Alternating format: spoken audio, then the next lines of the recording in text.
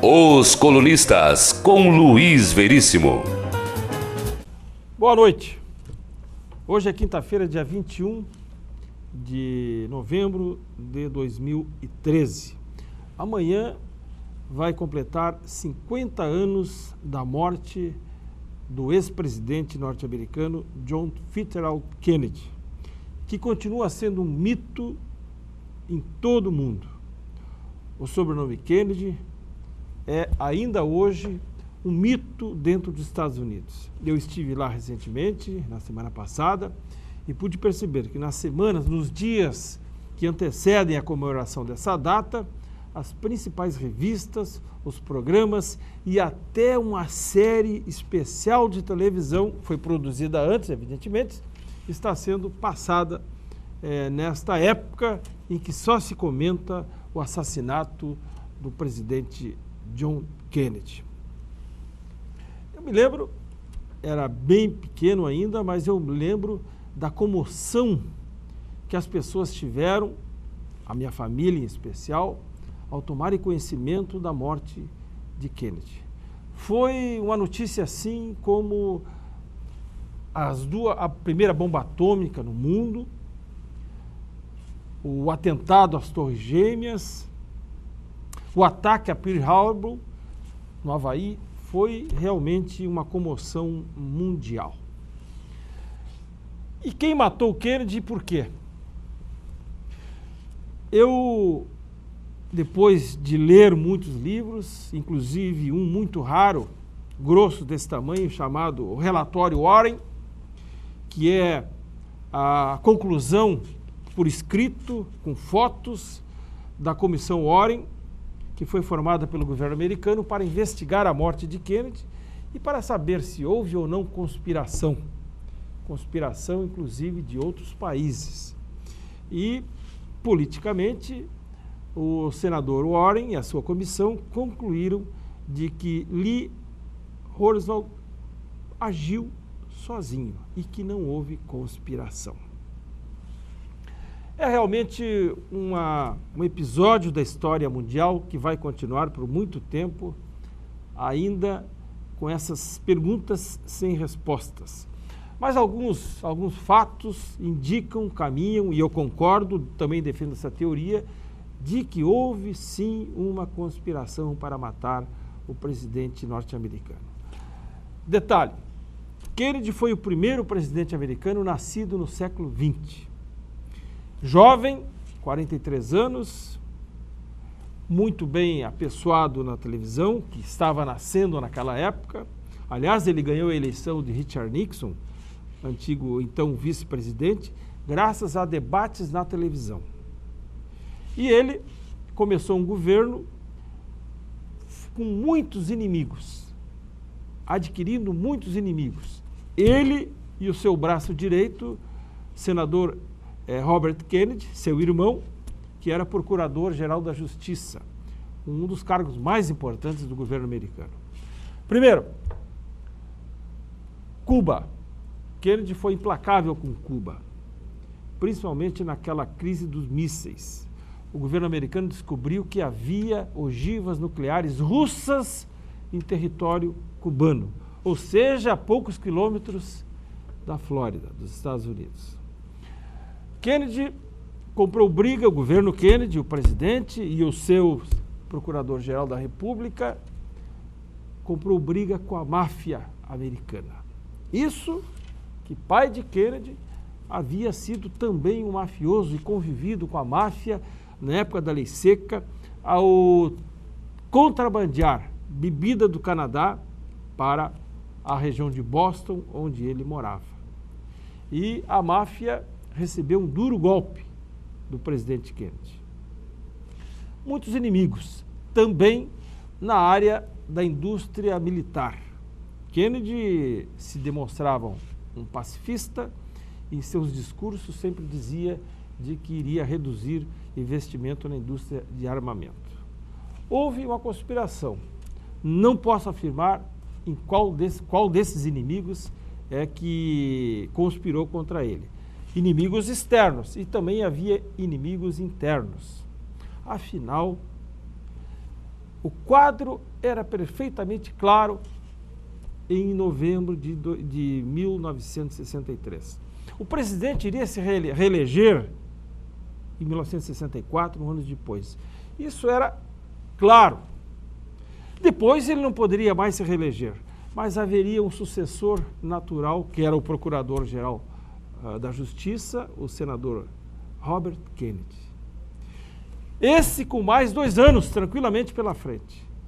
E no término dos 8 anos, haveria um terceiro Kennedy, também por trás.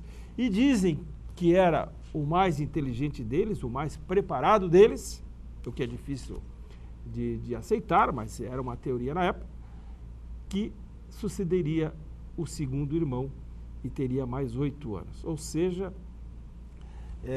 24 anos de poder da família Kennedy pela frente.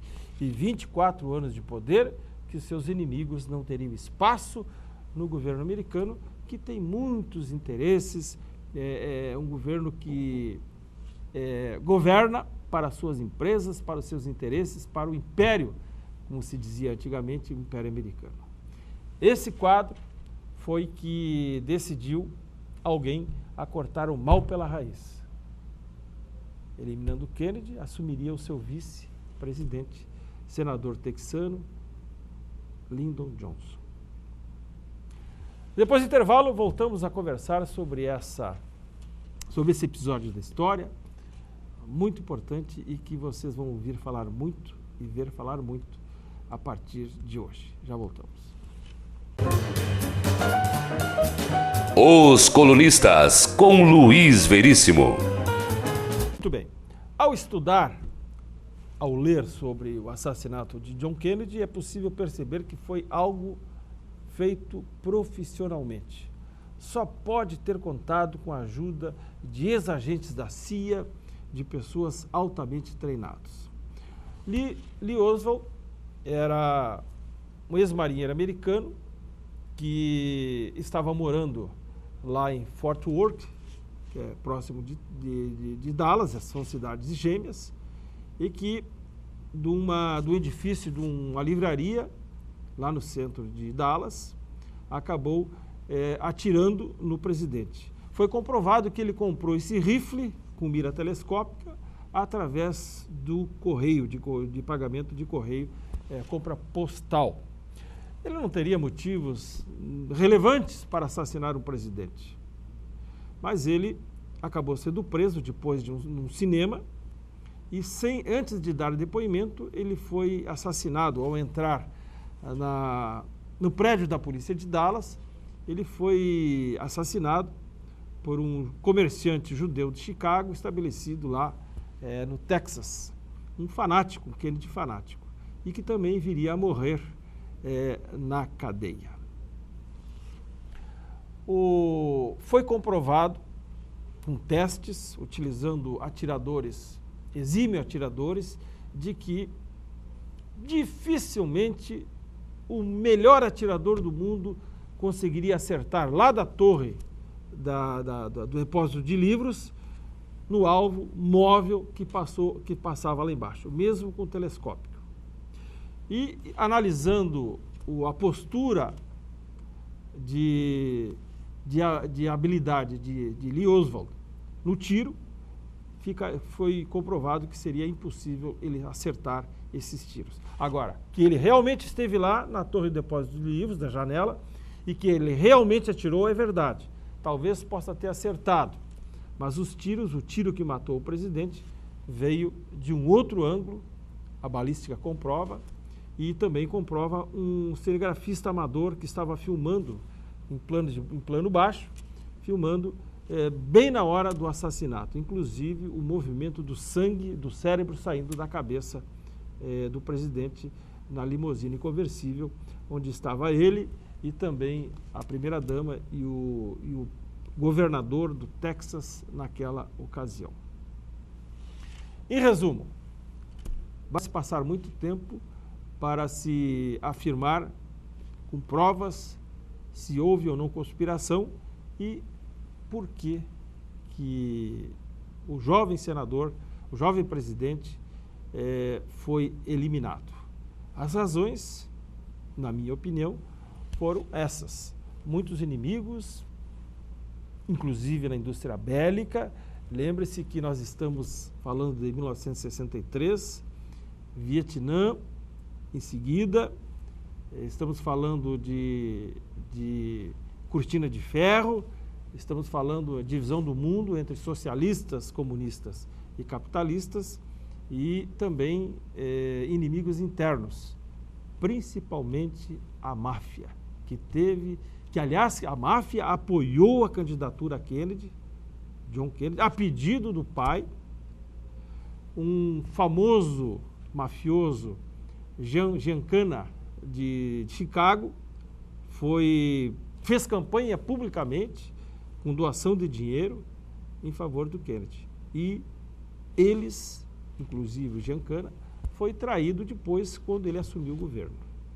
Motivos não faltam, mas a história um dia vai revelar quem conspirou e realmente os motivos de assassinar o presidente John Fitzgerald Kennedy, que, debilitado fisicamente, ele tinha problemas na coluna, ele era advogado, tinha sido senador e filho de um milionário lá da região de Boston, milionário descendentes de irlandeses.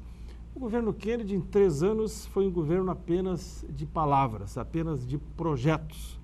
Um exemplo disso é a Lei dos Direitos Civis, que ele tanto defendeu na campanha e que não executou em seu governo. E que o seu sucessor, Lyndon Johnson, é que acabou viabilizando todas aquelas teorias e todos aqueles projetos de campanha e de seu governo. Lyndon Johnson, que levou o governo americano, a nação americana, à guerra do Vietnã, é que fez um bom governo. Só não foi candidato a um outro mandato, ele se reelegeu em 64, só não se candidatou em 68, exatamente em função da guerra do Vietnã, dando oportunidade ao adversário do Kennedy, de 1960, Richard Nixon, de se tornar presidente americano. Voltando a Joinville, quero fazer um registro aqui da paeja que participei ontem à noite lá na casa do Thier. Aí está a belíssima paeja, feita por aquele gordinho que está de camisa vermelha, o Marquinhos. O Marquinhos, a quem eu conheço há bastante tempo, ele trabalhou na RBS e jogava conosco, com o Mira, e hoje é um próspero empresário lá em Florianópolis. E ele esteve aqui especialmente na casa do Thier, que é esse à direita, para fazer essa belíssima paeja. O Marquinhos é um exímio cozinheiro. E tivemos a agradável companhia do pessoal aqui da TV da cidade, alguns do diretor Vitor Guilherme e de outros companheiros. Tenham todos uma boa noite e nós voltamos amanhã aqui com o programa Os Colunistas. Até lá. Os Colunistas, com Luiz Veríssimo.